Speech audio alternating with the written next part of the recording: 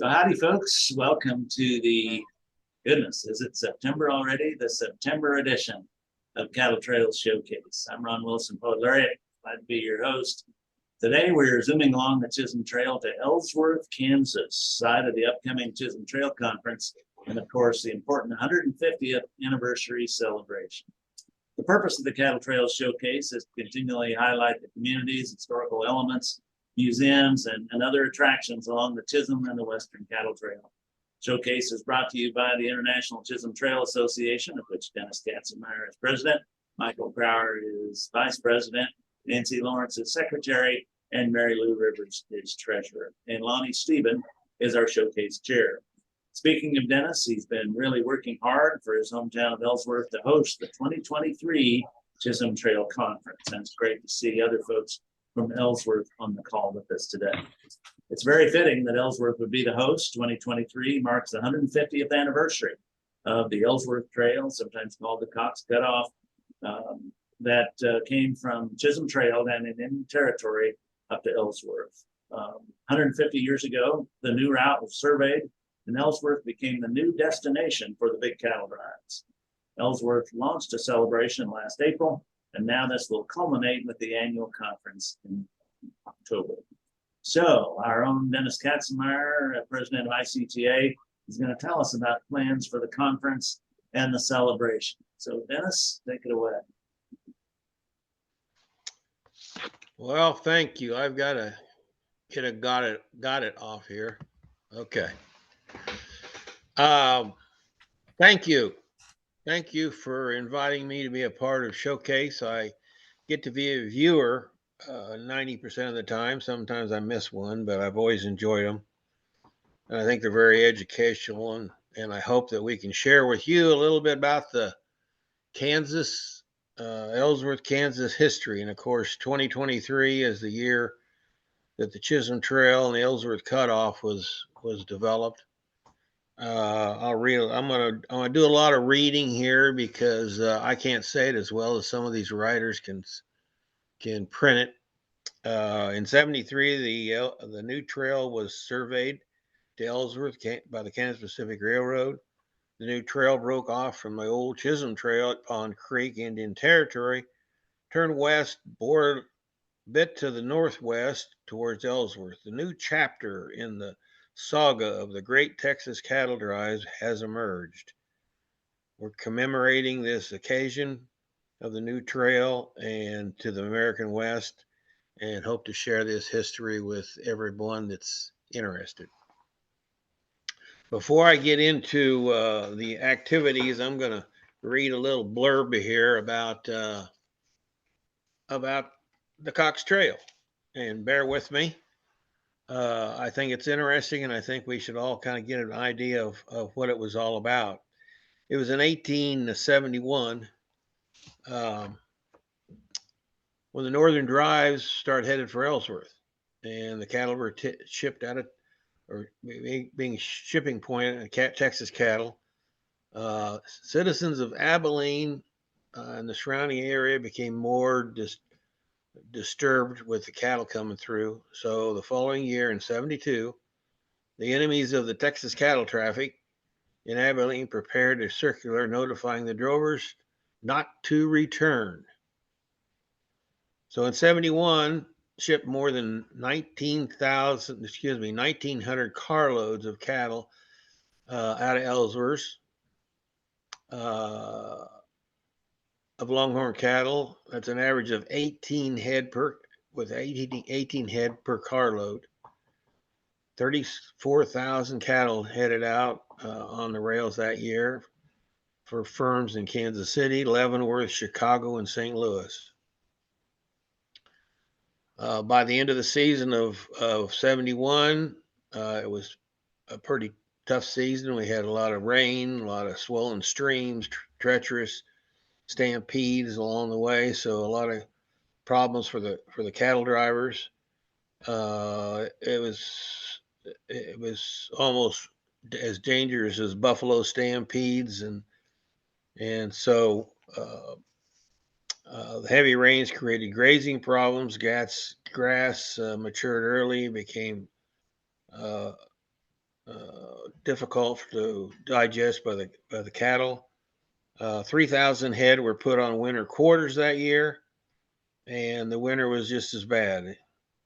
80,000 cattle were put in winter quarters in Ellsworth County during that year, 71, 72 winter. The winter was harsh, blizzards, brutal storms, made it very difficult to raise cattle. A lot of cattle were lost during that winter. The winter ended, the snow melted, and the grass began to grow. Records show that the herds of Texas cattle with mixed ages in 72, the beeves were sold for $19 to $22 per head, while 3-year-olds brought $15 to $18. 2-year-olds brought $9 to $10, and cows brought $12. Yearlings brought $6. Compared to Texas at about $5 or $6, that was quite an increase for the Texas ranchers. Ellsworth became the principal shipping point of Texas cattle in the Kansas Pacific in 72. The first 3 herds of Longhorns, early June, 1,000 head each. 2 weeks later, total of 28 herds, numbering 1,000 to 6,000 heads, arrived in Ellsworth. The trail herds in 72, cattle had survived the winter, totaled about 100,000. 40,000 head of cattle were transported from the Ellsworth stockyards to the shipping point and other shipping points, namely Brookville, Salina, Solomon. About 50,000 head were driven to California and other locations in the West. In 1873, a new trail from Pond Creek, Indian Territory, was surveyed to Ellsworth by the Kansas Pacific Railroad, shortened the distance by about 35 miles.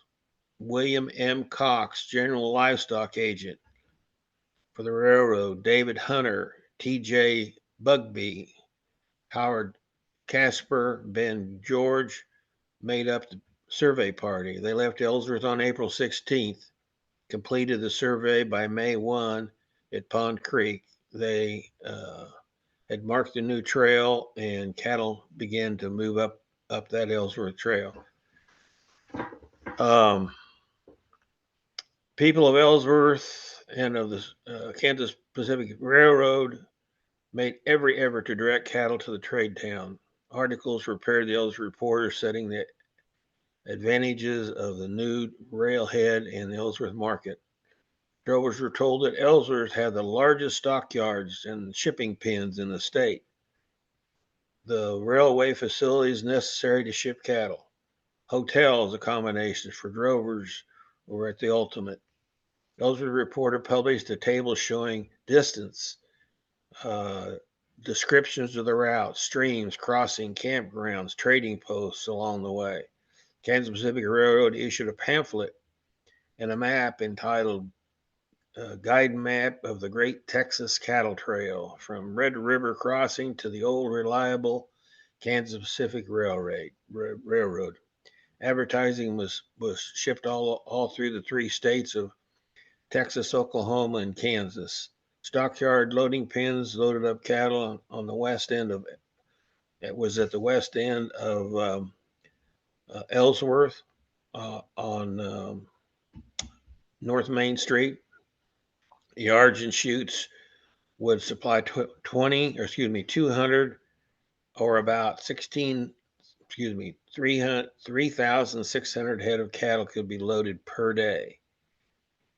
In 72, the reporter claimed that these yards were the largest in Kansas. Colonel R.D. Hunter was superintendent of the stockyard 72 and 73. Cattle traffic in 72 brought Ellsworth hundreds of drovers, buyers, spectators, businessmen, and assorted others to the community.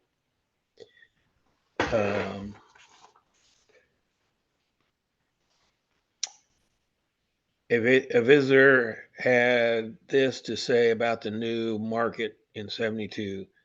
Here you see in the streets from every state, I might say from every nation, the Texas herder, Trail, long-haired and heavy-spurred, jingling his pair of six shooters.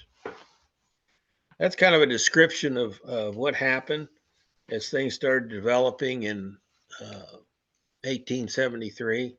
There's a lot more to the story, but we won't go there because we'll go on to how we're celebrating and commemorating that great history of Ellsworth.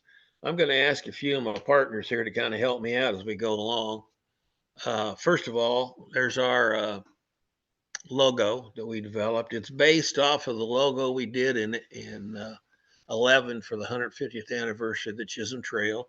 Ellsworth Cattle Trail, Cox Cutoff is a part and is part of the National Register request that we've placed forward to get on the National Register of Historic Places. So we felt it was very fitting to pick up that same logo and do a modification to it and use it for the Ellsworth Cattle Trail from 1873 to 2023. We've got a lot of activities. The International Chisholm Trail Association is chose to have their annual Chisholm Trail Conference in Ellsworth. We're talking about the dates of October. Well, it runs from the 19th to the 22nd, but basically the conference is on the 20th, and the celebration continues on to the 21st. We've got a whole slate of very impressive historians and entertainers going to be with us. When I get to that point, I'm going to turn that over to the two experts, but we want to invite everybody to come to Ellsworth, to enjoy what we have to offer, to attend the conference. We've got a facility that will accommodate a tremendous amount of people. We also are trying to keep most of the activities in our downtown area. That's, of course, historic to 1873. The insurance building is one of our landmarks. Down there was 1885. It was the first banking establishment in Ellsworth. So looking forward to it again, 20th and 21st. And with that, I want to turn it over to Michael Grauer, and he can share with us a little bit about what speakers, historians that we have coming in for our conference. You didn't tell me I was talking today, Dennis. You're supposed to be talking. I am talking, but you're my partner. Hang on a minute. Caught me by surprise.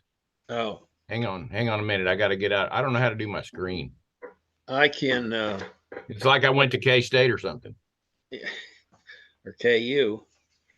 I'll give you a rundown of who is going to be involved. Why don't you run down, Dennis? Why don't you run down and I'll jump in? Okay. Okay, great. I'll just kind of briefly give you a little bit of the schedule. We're going to start Friday morning at 8 o'clock with coffee and biscuits. We'll do a welcoming. And then at 10 o'clock, we've got this fabulous speaker by the name of Michael Grauer. He is going to tell us the history of the Ellsworth Cattle Trail, Cox Cutoff. Right after, if you want to speak about him, you may, or you want me to continue on? No, go ahead. Okay. Next in line is Wyatt McCrae. Wyatt McCrae is the grandson of the actor Joel McCrae. Wyatt is also a producer and an actor, and he's appeared in some of Ken Spurgeon's films. You know, Ken Spurgeon, the filmmaker out of Wichita.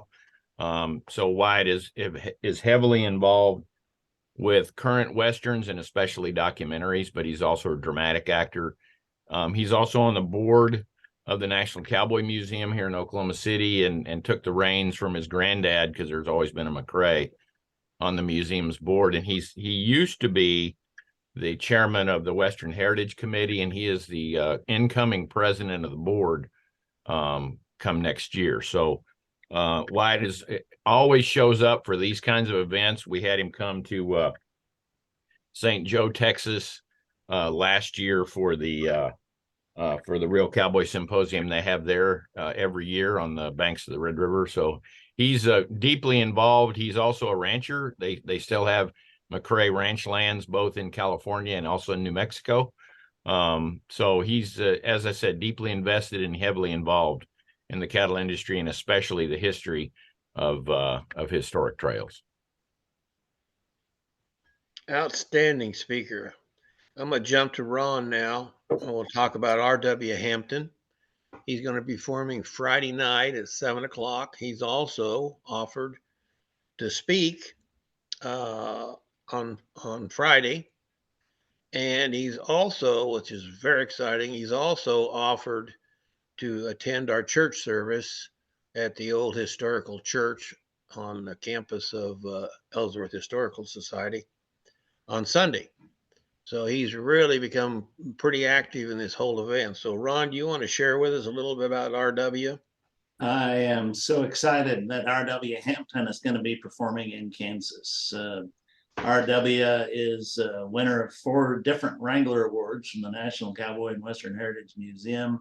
He's been a multiple-time Entertainer of the Year, Male Vocalist of the Year for the Academy of Western Artists, an International Western Music Association.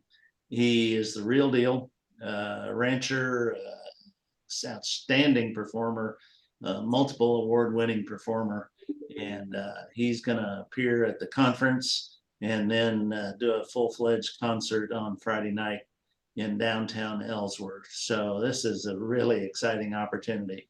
As Dennis said, he's going to stay clear through for the Sunday morning service. So it's going to be a great weekend. I might add that some homegrown Kansas entertainment, Tallgrass Express String Band, is also scheduled to perform. That will be on Saturday. So it's going to be a really fun and amazing weekend in Ellsworth. Ron, may I jump in here and say one other thing about RW? He's also, he grew up as a working cowboy in New Mexico. He currently lives in Amarillo, but he was a working cowboy in northeastern New Mexico. And still, of course, cowboys, but he's mostly an entertainer.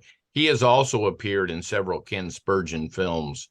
He and Wyatt McCrae are very close friends. So, and has done voiceovers for the National Cowboy Museum. In fact, it's his voice you hear when you walk into the our American Cowboy Gallery. So he's deeply committed to the history that we're trying to support and preserve with these groups. And speaking of Ken Spurgeon, Dennis, I want to get ahead, but maybe it's an appropriate time to mention that Ken Spurgeon will be part of our program in Ellsworth, there in person.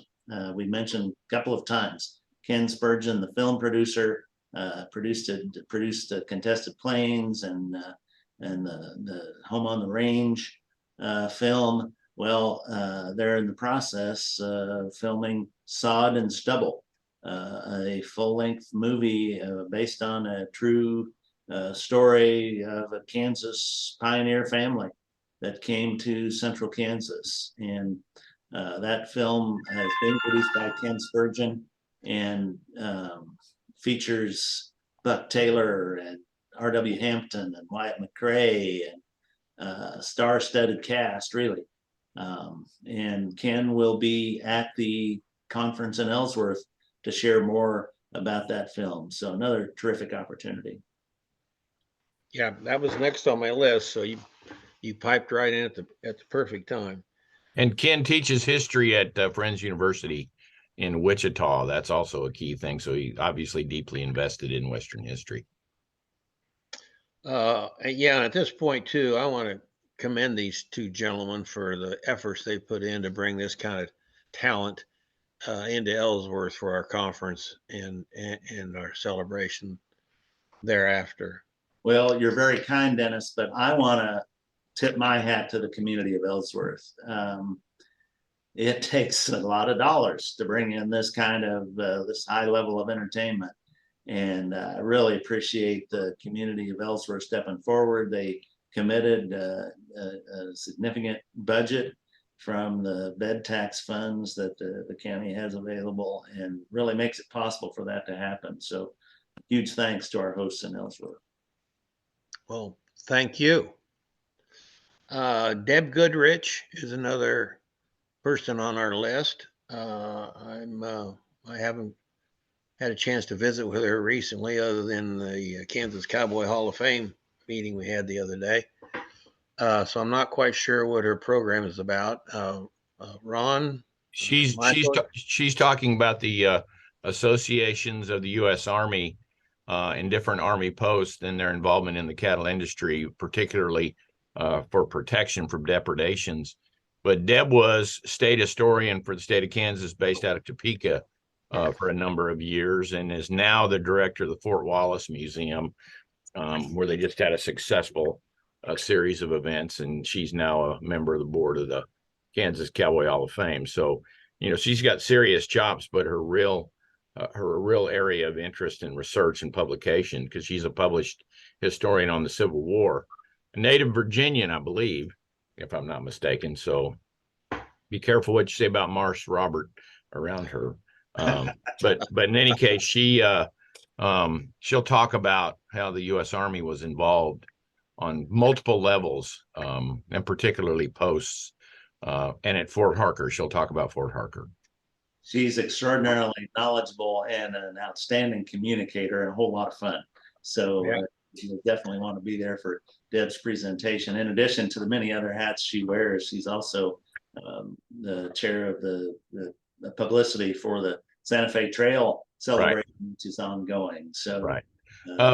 Ron, what's the name of her social media site? Because she really does a lot of things, blogs. I think she's got a blog that talks about different sites in Kansas. I can't remember the name of it, but yeah, and it's a huge thing. We've done cowboy poetry on her Around Kansas program, but I lost track of that now. Doesn't she also do a TV program? She has and does. Yeah. So, and a column. Yep. So we've got a tremendous slate of fantastic individuals coming to Ellsworth, and I don't miss it. We're gonna have a banquet dinner after all these presentations, and we're even talking about doing a little auction of memorabilia. We haven't put that all together yet. Also working with Ron and Michael on putting together a cowboy, guys, do I call it art? Boot makers, saddle makers, artists, and Michael will chair that panel. Will be the last thing we'll do on Friday. It'll be similar. If you attended the Chisholm Trail Association meeting last year in Oklahoma City, we had a panel of makers that was, pretty well received, I think, very enthusiastically received. And we thought we'd try this again at Ellsworth. So we're still putting that group together. But, the stuff that the cowboy, the gear, tack, etc., they had to come from somewhere, because there wasn't a handy Western store to go buy your hat or your boots, or you're wearing the Walmart spurs, so. One of the things that we're also working on, and I hope is successful, is we're inviting all those craftsmen to come in and show their wares, not just the ones that are going to be on the panel, but anybody in the area that makes their own spurs, makes their own saddles. I've got an individual that's working on that for me, and I hope we're successful in being a group. In fact, if anybody's got any input for us, that'd be great. But any collectors of saddles, collectors of spurs, collectors of any memorabilia that want to show their stuff off, there's no charge. You'll be in the city hall and be able just to kind of show your wares, and it's not a booth situation. It's just to share what you do with the public. So if anybody out there does anything like that and wants to get involved, I suppose we could even take some authors too, couldn't we? Book publishers. Do you know any of those? Okay, that kind of concludes our Friday. And of course, that evening is at City Hall Auditorium is R.W. Hampton, who will be performing. talking to him a little bit about a lead in, and he's made some suggestion to me on a couple people, and I haven't contacted them yet, but we may have a lead in act for that evening performance. I'm going to move into to Saturday's activities. I think I've got a couple board members on with me, Drew Richards and Jeannie Platt. So you guys chime in anywhere you want to. Everything's still in the works. This is a working situation, so it's ongoing, and we're continuing to improve upon it.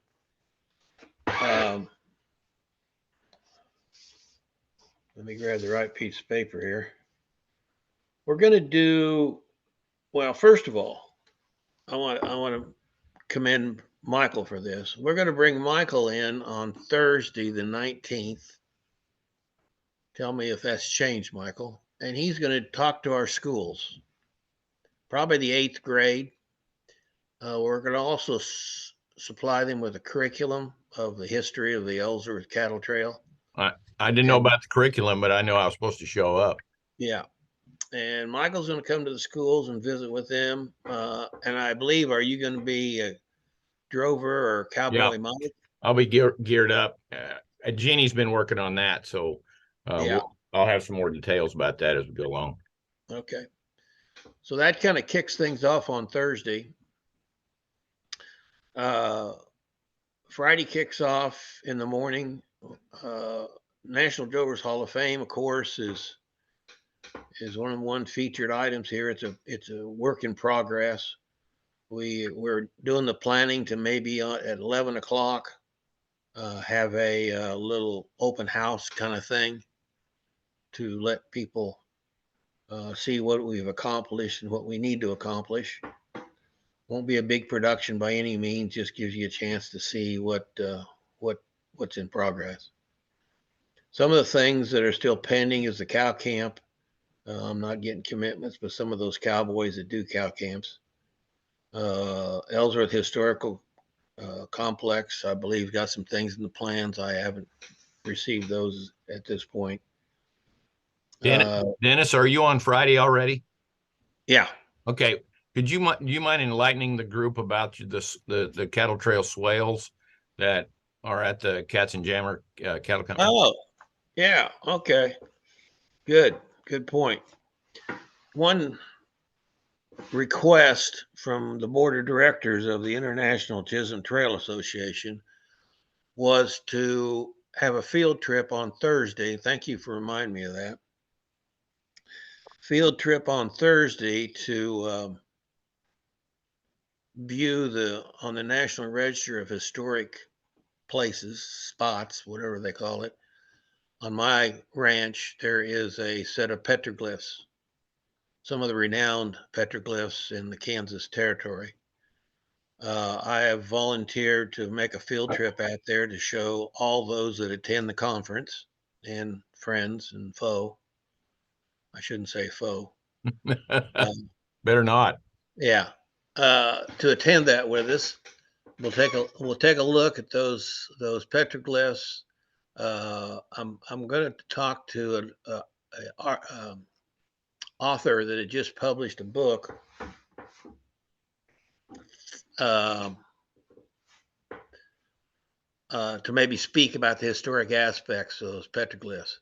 Right around the corner and a little bit of a hike up from those is cattle swales. They come down through a canyon and they go across a stone rock bottom ravine. Pretty revealing, pretty interesting. And that was part of the Ellsworth Cattle Trail. It traveled on the west side of Wolf Creek. And also trails used to travel on both sides of Turkey Creek that took them into Ellsworth to the stockyards. We'll get an opportunity to view that. One thing I shouldn't probably announce this, but it would be so cool if we get it done. We got a band that's going to perform for us. It's Jonathan Dahlke string band, and he was out there visiting, and he made comment, man, wouldn't this make an excellent location for a concert? So if he's willing, At the end of the tour, he may set up underneath the petroglyphs. It's kind of like a, what do you want to call them, a arena. He may set up underneath there and play us two songs for us. So that should be exciting, and that's open to all our guests of the conference. It's not open to. It is not open to the public. Can I jump in here and say something, Dennis? Sure. The Indian rock art and the musical accompaniment notwithstanding, I can tell you that when we visited Cattle Swales with the Western Cattle Trail Association meeting south and west of Dodge, and then again west of McCook, Nebraska, there's something that changes about you being close to or in those swales, in those trails. Same thing happens with the ruts and swales that are west of Dodge City on the Santa Fe Trail. So I'm a great believer that spirit lives in places, and I think this is a great way to connect to those drovers from those days, because we can read about them all day long, but unless you're in the place where they were, and that only can you be there, in my opinion, in the swales and the ruts, seriously, because most everything's gotten paved over or plowed up or whatever. So it's always, I watch people being transformed by that. So if you can do this, I encourage you to do it. Dennis, this is Lonnie, what time are you thinking on the tour? 3 o'clock. Okay. I have moved it back to 3 because if we do have the little concert in the facilities, we need to allow, we need to get a little closer to the evening. So yeah, 3 o'clock. So Dennis, here's the publication that is out on the petroglyphs of Kansas. One of these authors is who I'm asking to come and speak to us about those historic sites. Dennis, when would be a good time for us to be there on Thursday? Because I want to take everything in and I don't want to be rushed around, but are you still working on that? Or can you give me should I be there by noon? Should I be there by 1? What time? Noon is good. Okay. Now, one disclaimer I have to throw out, and I'm sorry for doing this, but you all have to remember you're dealing with a ranch facilities, ranch land, and if we end up with a rainstorm, this will probably have to be canceled because it's dirt, mud roads to get into it. Well, I've been to those petroglyphs when Tom came and Mary Lou and I and Lori DeWinkler took him. Yeah, you're driving in a field and you're going down a really bumpy road to get to it. So yeah, if it's been raining at all, you're going to fall in one of them holes. I am working on a possible bus. It will not accommodate a lot of people, so a lot of it's going to have to be driving your own vehicles. It is passable unless we get rain. And if we get rain, the only way I can get you in there with a 4-wheel drive or a tractor. So hopefully we won't have a rainstorm at that point. Once we get in there, it's not bad at all, but getting to it is quite difficult. Thanks for reminding me of that, Michael. And then, like Ron had mentioned, at 1 o'clock, we will have On Saturday, the Tall Grass Express. Tall Grass Express band. They're playing two sessions. And then after that, we'll have a variety of poetry and cowboys. Some of that is scheduled, some of it is not. We are working on, but we got to deal with some floor issues on Saturday night. Oh, and we are also, it's been committed, but I want to confirm it. We will have a big chuck wagon dinner on Saturday afternoon. I've got a commitment from the chuck wagon people, but I don't know how many chuck wagons they're bringing. And we haven't talked about a menu. So that information is yet to come, but that'll be a 5 o'clock, 4:30 dinner. And that's open to the public, but it's a first come, first serve. They can only sell so many tickets for a chuck wagon dinner. And then once those are sold out, that's done, but we will have a caterer in that serves excellent beef and food to fill in for those that don't get their tickets bought soon enough for the chuck wagon dinner. That evening, we're working on having a cowboy ball. The problem that we're running into is our auditorium has now been turned into a gym. Floor is a huge issue. So we've got floor covering to have all our conference information, but it's quite difficult to dance on a covered floor. So we're working on trying to get a wood floor in order to accommodate the dance. If the dance can't happen because of the floor situation, then the band will be playing in concert. And that again is Jonathan Dalkey String Band. Drew, Jeannie, is there anything that I needed to mention that I have not? They're probably on mute and can't respond. So, Ron, have I left anything out? Michael, have I left anything out? Dennis, I'm on now. Okay. Playing tag with my mouse. One thing we did kind of skip over, and I wanted to clarify, and that was on the original schedule, is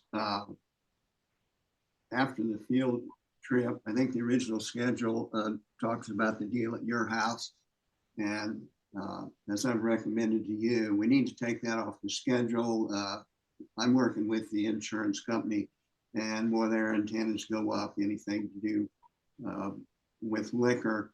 And we scratched the social hour on Friday night. And when you look at the schedule, we didn't have time for it anyway. But Drover's Hall of Fame is licensed for cereal malt beverages only.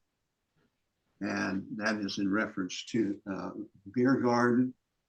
And so anything to do with liquor, we wouldn't be, we wouldn't have anything to do with. We wouldn't be sponsoring it, whether we were selling it or giving it away.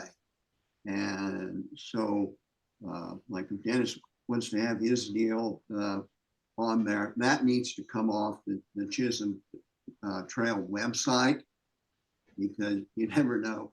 I'm sure those insurance companies are checking this out. That's a pretty quick way to do it. And also the social Saturday night needs to come off of the website and not be posted in any advertising as well. The Friday night one isn't going to happen. And whether Dennis invites us all out to his house, that's a private deal, but it shouldn't be posted any place. That kind of has to be by word of mouth on that. So, and I've applied for event insurance. I've applied for a rider for the liquor liability, which in our case pertains to beer, and the city. We're using city facilities, so we're contingent. Plus, it's just good business to have insurance on that. And is the devotional service still on for Sunday morning? Yes. Last on our agenda is Sunday at the complex of the Ellsworth, Kansas Historical Society. Is an old historic church. I might add, it only seats about 50 people. And we will have a cowboy church service there. And again, R.W. Hampton has volunteered to come in. I think I'm not sure what all he said he won't preach. So I was hoping I could get him to be our minister, but he said, no, I don't think I have the qualifications. But he will be entertaining and helping out with some of the music for the hymns and so forth that we sing. So that should be pretty exciting. I'm a little concerned about space. If we have some sponsors, they may get first choice on seating. So we may be really limited on space when it comes to this church service on Sunday. But that would conclude our weekend of events. I think it's a true climax to the whole thing. So keep that in mind for those that want to attend the entire 3-day event.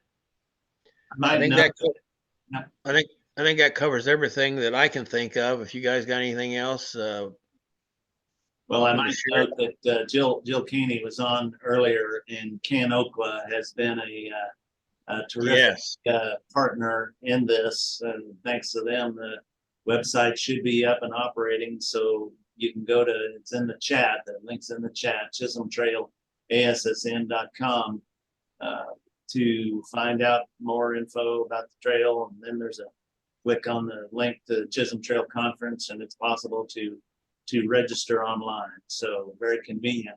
There's a note from Stacy in the chat as well that downtown Ellsworth is hosting Fall Fest on the, is that the 19th? Yes, Thursday the 19th from 4 to 7 p.m. So that might be fun to take in addition to the other activities. And there's a flyer there in the chat. So Stacy, thanks for sharing that. I'd hope we could participate in that as well. Shopping, entertainment, activities for all ages. So that sounds terrific. Other comments or questions? I want to add to what you said. Ken Okla has just been a tremendous sponsor for ICTA, National Drovers Hall of Fame, for years. When we did the 150th anniversary of the Chisholm Trail, they were our promoter. They were our graphic arts studio. They've been our #1 sponsor for all our graphics since I can ever remember. So that really we need to give them a huge hand for all they've done. And every year I ask them, and every year I think they're going to say, well, I think we've done enough, but they never do. They're always right there. And of course, the people there are fantastic. I love working with them, and I try every time I speak to them to get them to our events. And also, I might add, is the Can girls out of Caldwell are another one that's always here, ready to perform, serve our drinks if we have any. So Caldwell's been a huge partner, and I think they're a sister city to Ellsworth. I know they are a sister city to Ellsworth. So we're going to be updating the website as we go along here. We're trying to really nail down all the activities and make sure it's totally confirmed before we publish it. But we'll get that up and going here in the next couple of days. Stacy's added in the chat that the Fall Fest includes a Longhorn decorating contest with 30 participating businesses. So I want to take that in as well. Any other quick questions? Yes, I have a quick question. This is Gene. Sorry, I came in a little late. I've been on the road, so I'm just now finding out. But unfortunately, October 19th through the 21st is booked for me. But will any of the sessions be recorded? That is a good question, and yes, we need to get that accomplished. At this point, we haven't planned it, but well, of course, we usually record the conference because it's also is a Zoom. But the festivities on Saturday, no, nothing's in the works, but good idea. I'm glad you brought that up. Thank you. Yeah, Gary? Yeah, I have a quick question. Dennis, would it be possible for you to post that little introduction that you read to us on the website? Absolutely. Great, thanks. Yeah, absolutely. Yeah. Okay, Any other? folks, thanks. We appreciate it. Look forward to an exciting time in Ellsworth. Sounds like a rip-roaring fun time, as Dennis likes to say. Lonnie, any word you want to say about future showcases? Well, we're working, trying to work in a little bit more about the trails, and particularly the progression of the trails. And we're looking to Oklahoma for October, and Trait Thompson of the Oklahoma Historical Society is working on finding a speaker that may be even more knowledgeable than himself. Kind of some of the topics would be the different trails that progressed up from the eastern Kansas on clear on out to the west, And then also maybe some of the activities along the Red River, that a lot of books have been written about crossing the Red River and the activities down there, and just any of the historical events.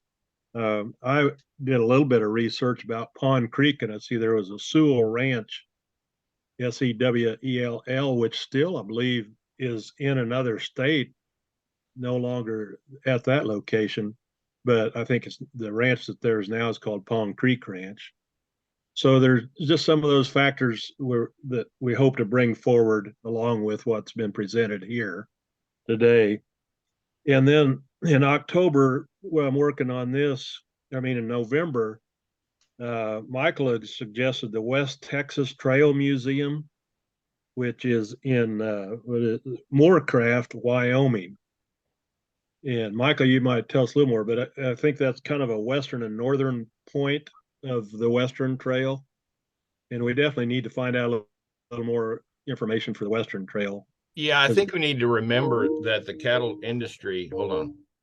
trails industry kept evolving and going farther and farther north, and the feeder trails, as the cattle quarantine moved west, kept extending farther and farther north. So, for example, the 9 states that are impacted by the Western Trail also include you also have to include 2 Canadian provinces. So I know we could reach out to, say, Fort McLeod in Alberta, and I know they're deeply interested in this topic. Wyoming, Montana, we could even possibly reach out to the curator at the Charlie Russell Museum in Great Falls, because he was working on some of those ranches that were fed directly by these trails. I think that'd be pretty fascinating for people as we throw a much bigger loop. And likewise down into Mexico, because I just connected with a woman who's a scholar in San Antonio, who has an even greater connection to a man who has an incredible Chato collection in Mexico City, and perhaps we could reach into that. And plus, there's also a current exhibition that's a series of photographs on a currently working cattle ranch. I think it's in Sonora, and it's amazing how they still do things the old way. And that photo essay that exhibition, I think, opens in Scottsdale next week. But I know that the filmmaker, the man who shot the photographs and also made the films, excellent speaker. And I think we need to think very broadly and get outside our sort of comfort zone. So I'm willing to help with that, to help you, Lonnie, or anybody. And I also want to throw in a plug for the Santa Fe Trail Association, which meets in Independence, Missouri in a couple of weeks. Joanne Van Kovern's on the call here. She obviously is the ramrod for that. Maybe she can, Joanne, you mind jumping in and tell them if anybody wants to attend the speakers? And that's all available online, I think. Yeah, the best thing to do would be to go to santafetrail.org and look at the speakers. Generally, what they are doing in Independence is having speakers on the morning of Friday and Saturday and Thursday. Yeah, Thursday, Friday, and Saturday. And then tours going in the afternoon. And I'm pretty sure those tours are all booked up at this time, but anybody can come and attend the speakers yet. So the theme this year is art and the Santa Fe Trail. And so our speakers are focusing on historic artworks related to the Santa Fe Trail, and then also various exhibits around the Independence and Kansas City area. And Michael Grauer will be one of our speakers, so you could tell him what you're going to talk about. Yeah, thank you, Joanne. I would encourage you to remember that in terms of the Cattle Trails Showcase, the Santa Fe Trail had a direct impact, not only in bisecting the cattle trails, but also in supplying work oxen to pull the wagons and the carts. Remember, not all cattle that went up the trail became beef.